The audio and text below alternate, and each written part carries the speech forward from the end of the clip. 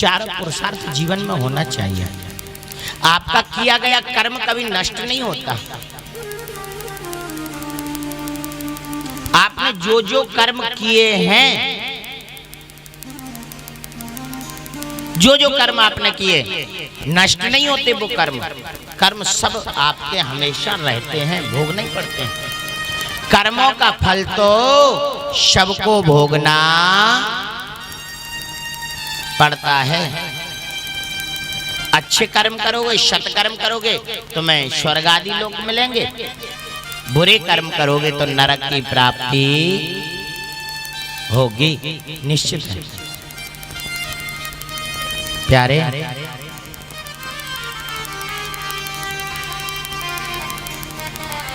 एक राजकुमार की शादी हुई, नई नई शादी हुई थी। राजमहल में, अंतःपुर में वो राजकुमार लेटा था। धर्मपत्नी उसके साथ लेटी थी। सुनना,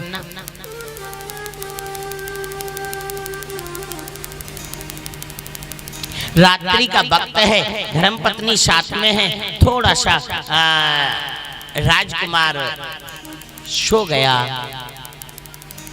नई नई बहू है ना, उसे आज नींद नहीं आ रही थी रात में। जब नींद नहीं आ रही थी, मालूम हुआ उसने क्या किया, वो घर को देखने लग गई।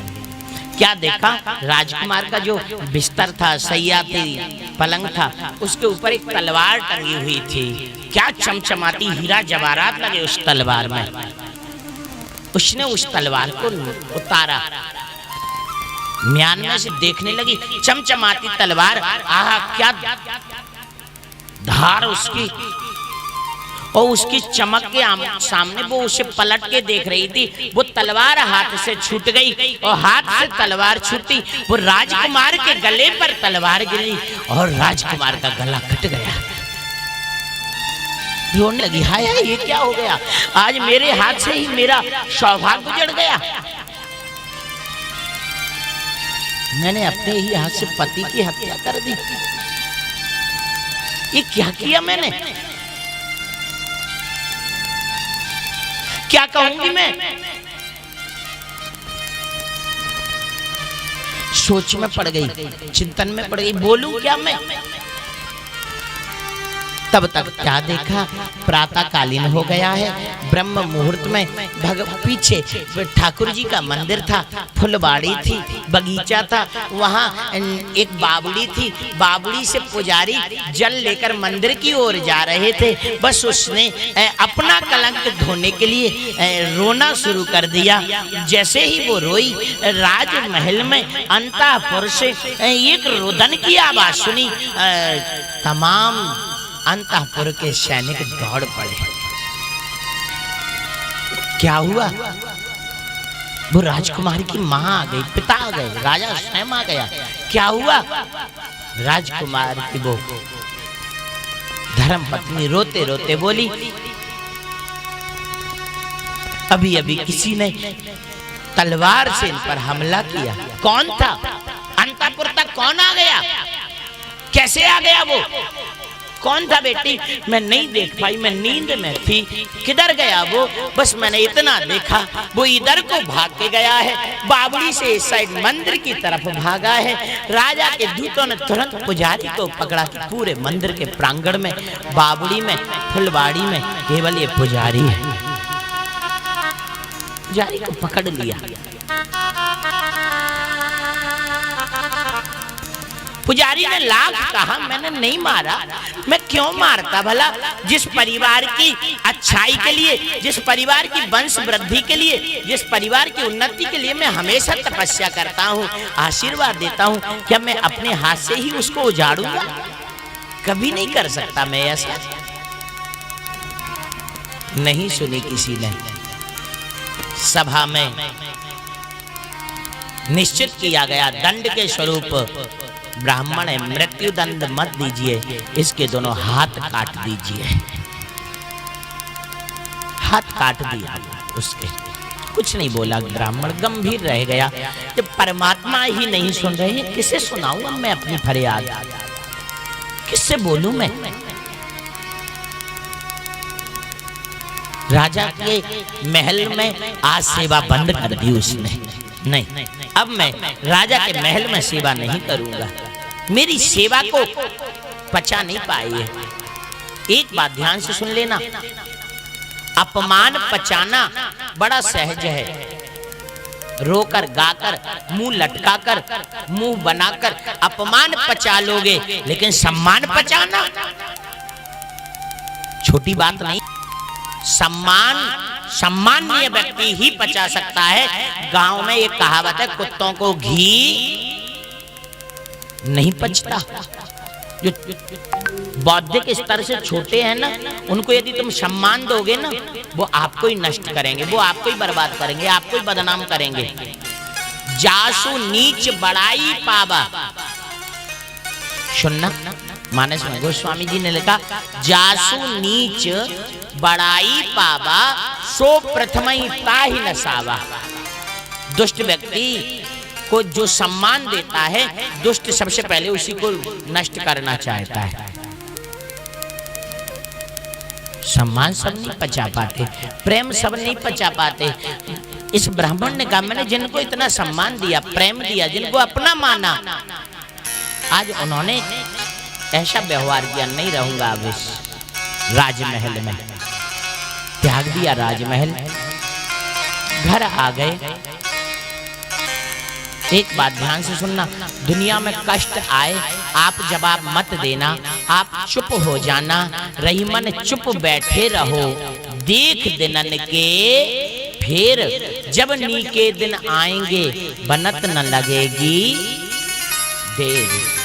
कोई आपको परेशान करता है, कोई आपको दुखी करता है, कोई आपको सुख छीनता है, कुछ मत कहना, चुप हो जाना, परमात्मा देगा इसका जवाब।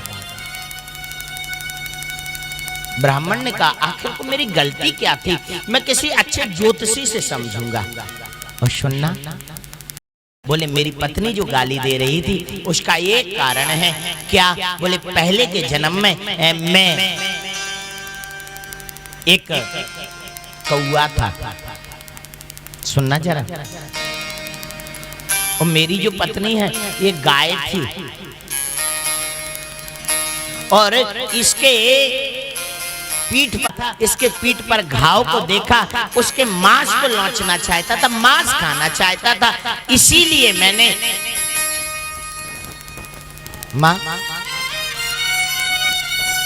मैंने मालूम क्या किया,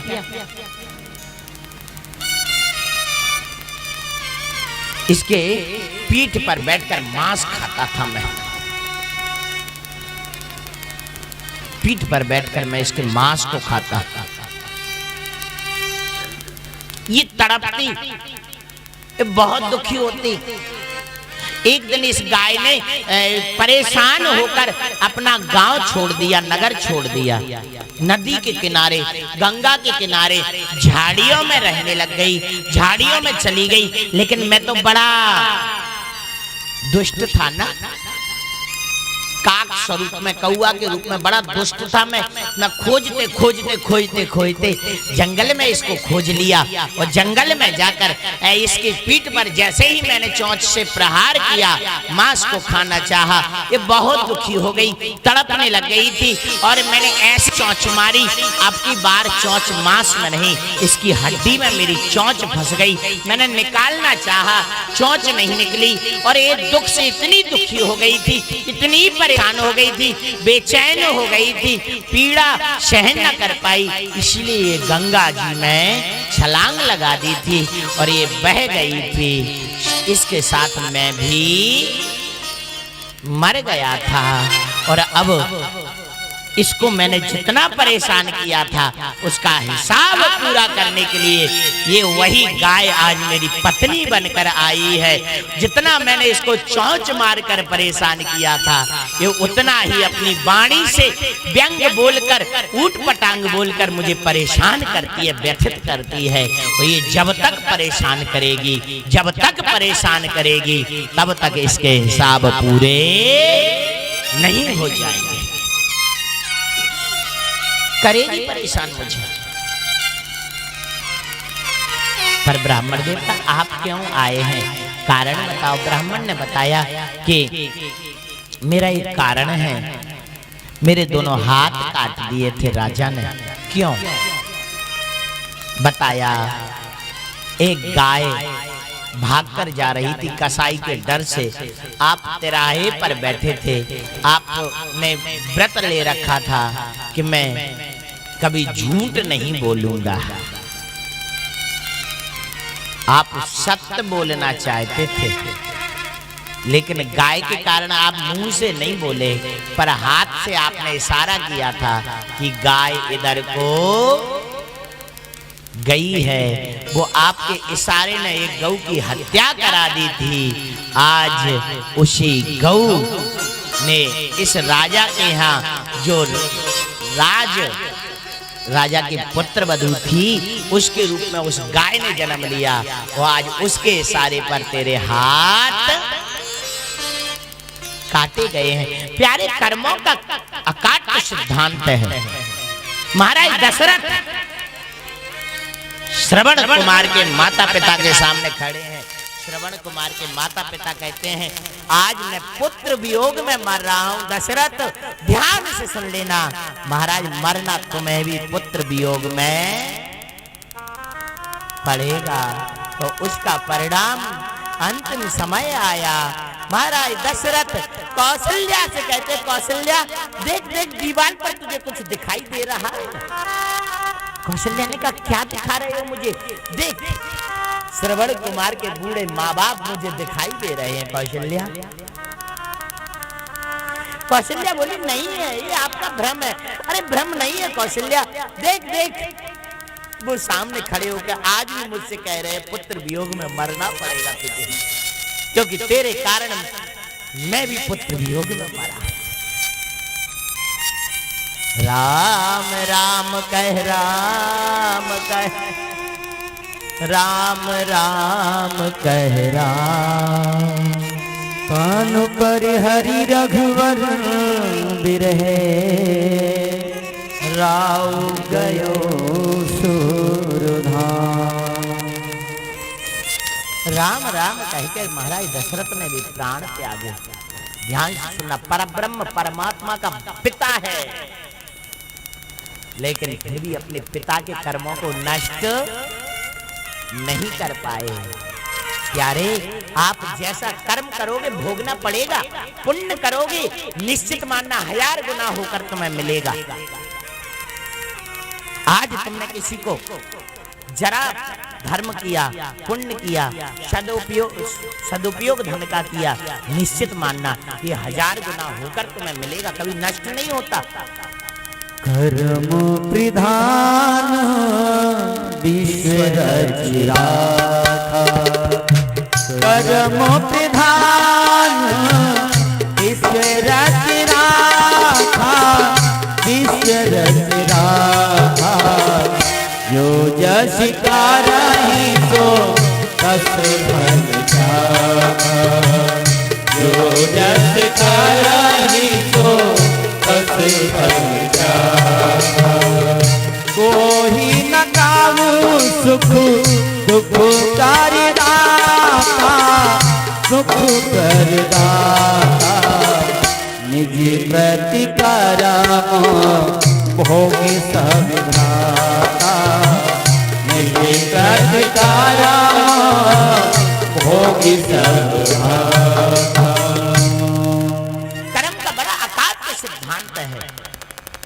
प्यारे, एक भी कोई ऐसा व्यक्ति दुनिया में बताना जो धर्म के मार्ग पर चला हो। अगर आपको यह प्रसंग पसंद आया हो तो इसे शेयर जरूर करें और सब्सक्राइब करना ना भूलें।